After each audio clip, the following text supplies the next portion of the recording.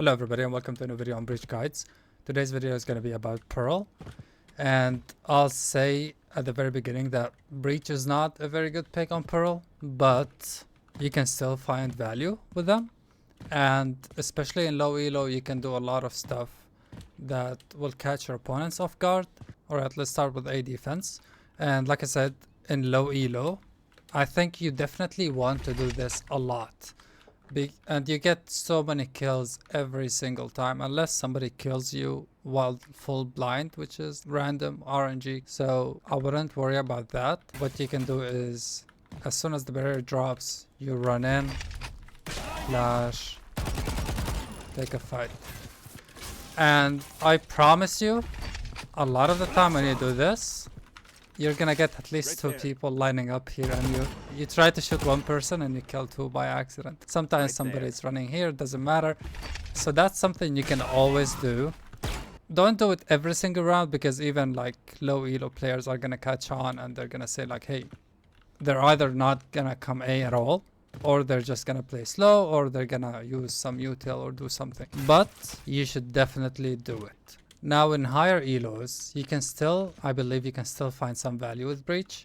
So if you start the round in mid and you're just holding, for example, you're holding mid and you hear steps on A, or your teammates see something or hear some utility or something on A. So you can always coordinate with your team and say, hey, maybe you play, somebody plays here, and as soon as you want me, just call and I will stun maybe this line, or you can even stun this line.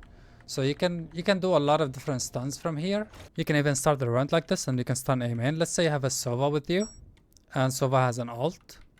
Then Sova can reveal here at the beginning of the round. If they break it, you stun. If they don't break it and it reveals somebody, you stun the revealed person and Sova ults them and you get a free kill. Or you can start here to push aggressively. Let's say you have two teammates on A main and they want to peek here. They want to take a fight, so you can always start here as soon as they get close to this area. So you can, I would stun around here because I would expect the enemy to have walked a bit if they're not making noise. If they're making noise, then I know exactly where I should stun. If they're running, for example, then I can hear them around this area, and then from this spot you can follow it up with a flash. And now if you're playing on the side, you can play around this area very nicely.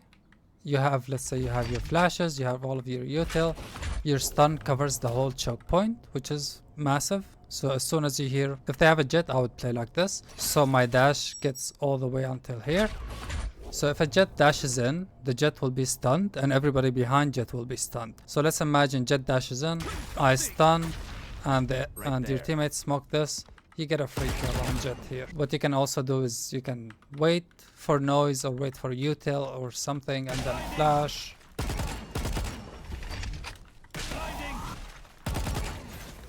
On A as well, if they have a Gecko or if they have a Sova. So if they have a Gecko ult, the Gecko is more likely than not to stand here and then Gecko ult try to take the site, or Sova is likely to be here and drone the site. So you can always aftershock this area, or you can also, even if they don't have any of those agents, or if they're not using this utility that I mentioned, you can always do this stun, then follow it up with an aftershock around here. So anybody who's running away can't escape here. They have to remain in the open, and this is smoke, so you can spray the smoke. Or what you can do is stun this, then aftershock this small area, so anybody who ran here already is getting aftershock, and you're spamming this. So if they're running away from the aftershock, at least you do some damage, or you maybe even get a kill. Playing around this area, pit or secret or whatever you call it, just in case you found yourself here, you can always just, it's very simple, just flash for yourself and take a fight. You can even do this flash, you can flash here, you can also aftershock this area. And this is very good, just to make sure nobody's hiding here. So what you can do is aftershock this, flash here, then flash here. Okay, now retaking the site. So this is one of the ways I would go about it. I wouldn't use the same util, but I would stun this, just so that nobody's here holding me. If I don't see anybody, then I can do this aftershock and then this flash. What you can also do is you can stun this line if you have like teammates coming from A-Link and retaking from A-Link, so you're stunning for them. And again, I'm assuming that they're also smoked, so they're not able to see the site at this point when they're here. So what you're doing is saying, hey, I'm gonna stun and I will flash after I stun, so that they don't push after you stun, they push after you flash. So the first thing you do is you stun this, then flash here, and I'm clearing this first because my teammates are pushing from here. And so anybody holding me here is going to be dead, or he's going to be fighting my teammates. So after I flash, I'm clearing this angle first. You can retake from here, depending on the information you have. If they have an arena or a jet or someone that has movement ability like chamber as well. If I don't have information, I would do this stun, just to make sure nobody's here. I also expect this to be smoked, but in case it's not smoked, then you try to fight this. So after you stun, let's imagine nobody's here, you flash, and then you flash. And always clear this. A lot of people hide here. You can also aftershock this if you just want to be sure nobody's here. So your stun is also good for this. It stuns this spot if you stun from here. So you can aftershock afterwards, then flash, and flash. Again, depending on the information you have, you can do a lot of different stuff. Like this aftershock is very good. So if you hear or suspect people to be playing in this angle, maybe they planted here. Sometimes that happens. Every round is different. So every piece of utility that you use has a reason, and you're gonna have to judge by yourself and tell, like, okay, I need to do this aftershock this round because I suspect somebody to be holding in this tight angle or something. So you can always do this, or you can stun like this. You can even stun from here.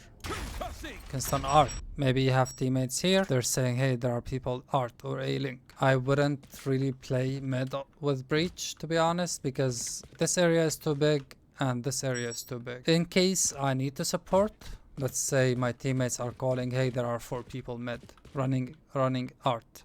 So I'm playing A and I'm running here, and I'm trying to support my teammates, so I can always sit here with the flash. My teammate, let's say, is holding here. As soon as they have contact, I flash and I fight with my teammate.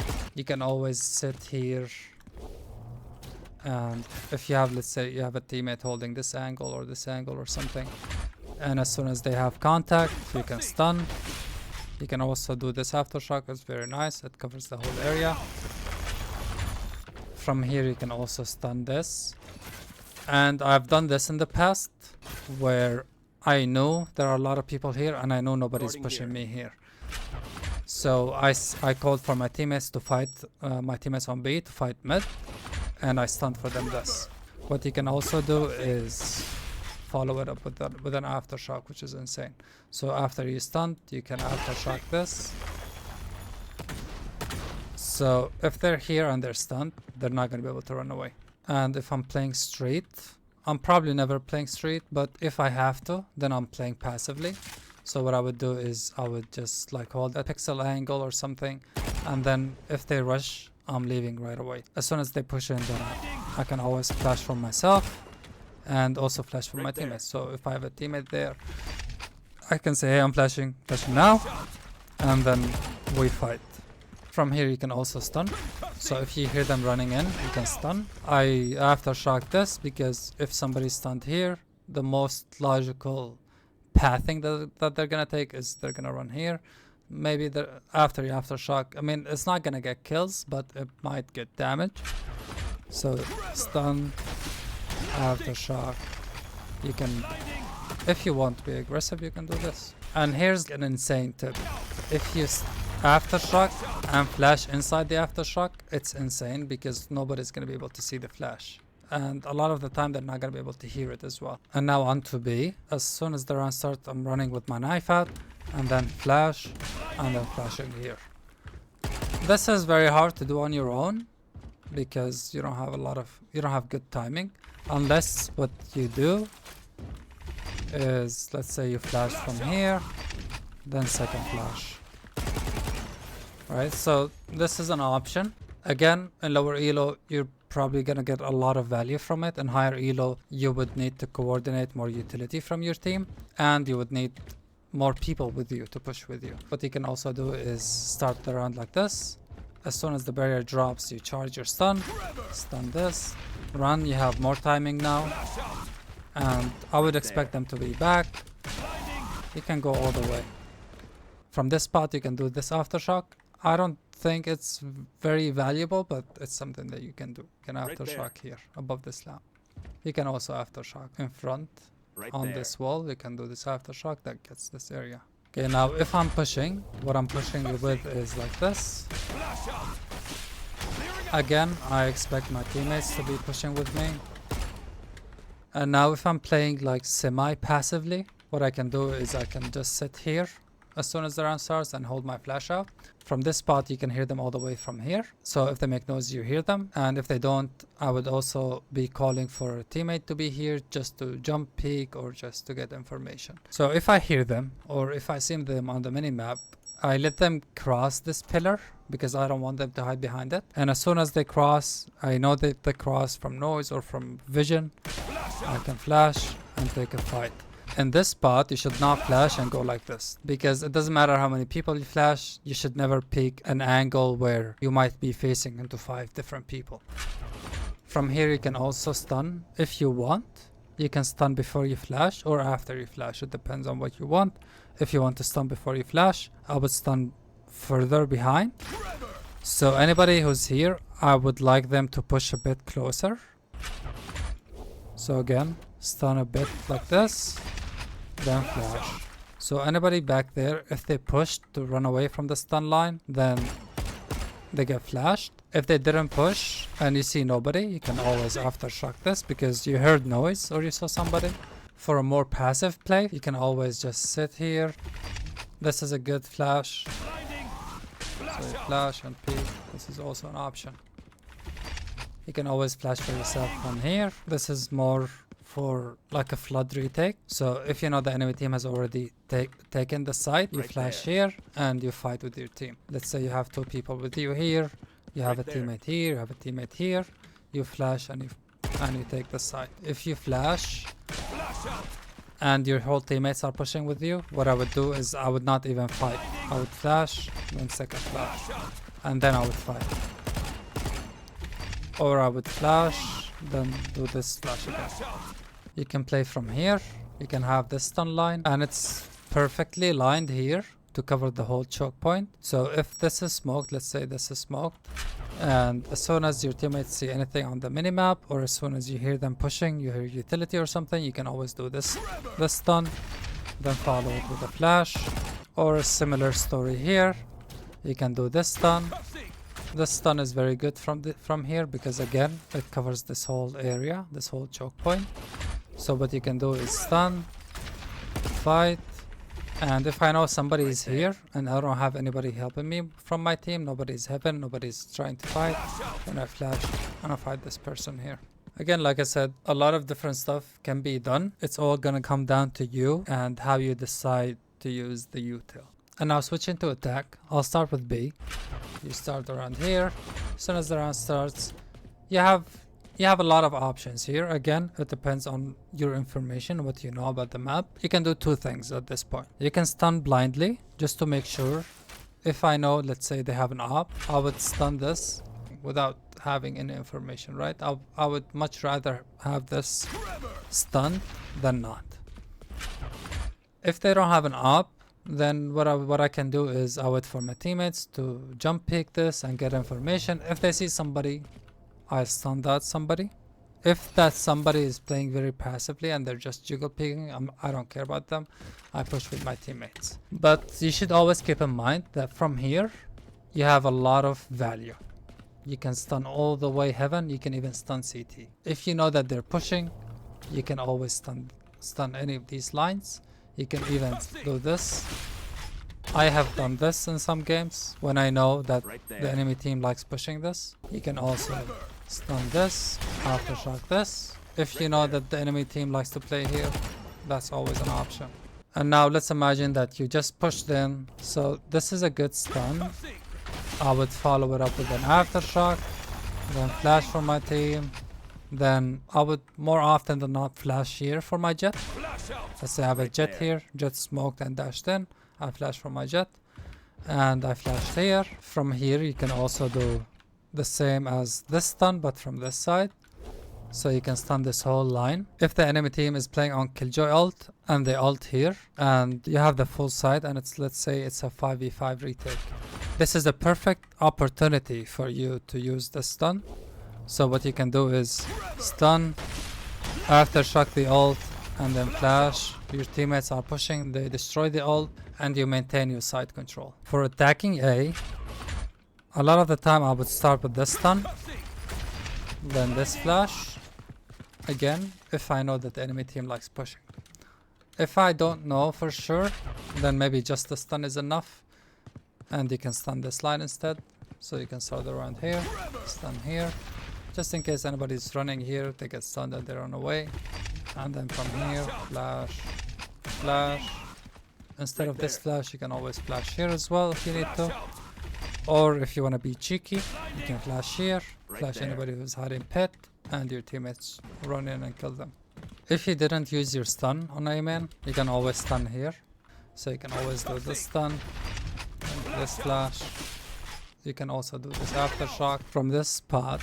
If your teammates are splitting A, so you can always sit here. Let's say you have two teammates walking, they're not making noise, and then as soon as they're here, I'll stun for them this.